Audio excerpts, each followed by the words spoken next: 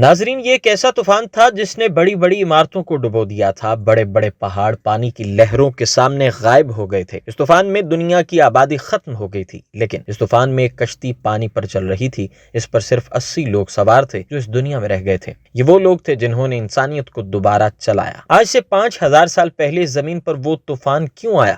وہ کشتی کس کی تھی اور وہ لوگ کون تھے جنہوں نے انسانیت کو بچایا؟ اس ویڈیو میں ہم طوفان کی بات کریں گے جس کو طوفان نوح کے نام سے بھی جانا جاتا ہے۔ حضرت آدم کے آنے کے بعد ان کی اولادیں کافی پھلی پھولی، لیکن ایک مدت کے بعد وہ خدا کو بھول چکے تھے اور ایک خدا کی بجائے انہوں نے مٹی اور پتھر کے کافی خدا بنا لیے تھے۔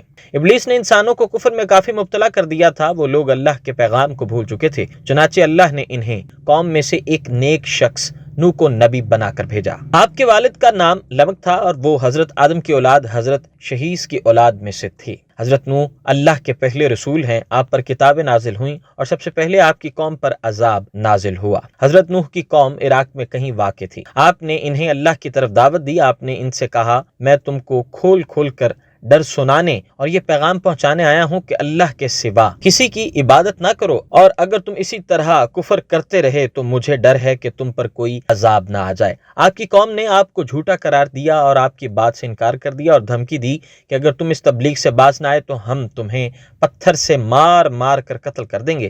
اس زمانے میں آپ لوگوں کی عمریں کافی لمبی ہوا کرتی تھیں، لہٰذا آپ نے بھی کافی لمبی عمر پائی تھی۔ آپ نے 950 سال تک اپنی قوم کو سیدھا رستہ دکھانے کی کوشش کی، لیکن ان پر کوئی اثر نہ ہوا۔ اس قوم میں چند غریب لوگ آپ پر ایمان لائے جن کی تعداد 70 یا 80 تھی۔ جب اتنی کوشش کے بعد بھی کوئی سیدھے رستے پر نہ آیا تو اللہ نے آپ پر وحی نازل کی اور فرمایا کہ جن کی قسمت میں دولت ایمان تھا وہ ایمان لے آئے، جس کے علاوہ اور کوئی بھی ایمان لانے والا نہیں، اس لیے آپ ان کے لیے غم زدہ نہ ہوں۔ اللہ نے حضرت نوح کو حکم دیا کہ ایک کشتی بناؤ۔ حکم ملتے ہی آپ نے لکڑیاں کاٹ کر کشتی بنانا شروع کر دی۔ جب انہوں نے آپ کو لکڑیاں کاٹتے دیکھا تو ہنسنے لگے۔ آپ نے صبر کیا اور فرمایا، اے نافرمانو، آج تو تم میرا مذاق بنا رہے ہو، لیکن اللہ کا عذاب طوفانی شکل میں آئے گا تو پھر تمہیں حقیقت کا پتہ چلے گا۔ افسوس، اس وقت تمہاری کوئی معافی قبول نہیں ہوگی۔ جب عذاب کا وقت قریب آیا تو اللہ نے حکم دیا کہ ہر قسم کے جانور کا ایک ایک جوڑا اور جو ایمان لائے ہیں انہیں بھی سوار کر لو۔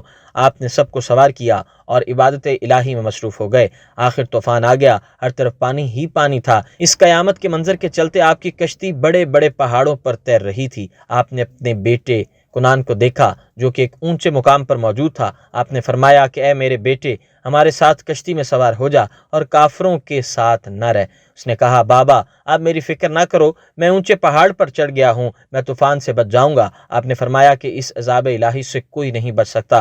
اسی دوران ایک لہر آئی اور آپ کے بیٹے کو ڈبو کر لے گئی۔ طوفان کی لہر اس قدر اونچی تھی کہ پہاڑ لہروں میں چھپ گئے تھے۔ زمین پر حضرت نوح کی کشتی کے علاوہ کچھ باقی نہ رہا۔ یہ لوگ کشتی میں 150 دن رہے۔ اس کے بعد کشتی کا منہ جبل جودی کی طرف پھیر دیا گیا جہاں وہ ٹھہر گئی۔ پھر آپ نے زمین کی خبر لینے کے لیے کوے کو بھیجا۔ جب کوے نے مردہ دیکھے تو ان پر جھپٹ پڑا اور تاخیر کی۔ پھر آپ نے کبوتر کو بھیجا۔ کبوتر ایک زیتون کے پتے کو لایا اور اس کے پاؤں کیچڑ سے لتھڑے ہوئے تھے، جس کو دیکھ کر آپ نے اندازہ لگایا کہ زمین خشک ہو چکی ہے۔ آپ پہاڑ سے زمین پر اترے اور ایک بستی کی تعمیر کی جس کا نام سمانین رکھا، اور یہاں سے انسانیت کی دوبارہ شروعات ہوئی۔ امید کرتے ہیں کہ ہماری آج کی ویڈیو آپ کو پسند آئی ہوگی۔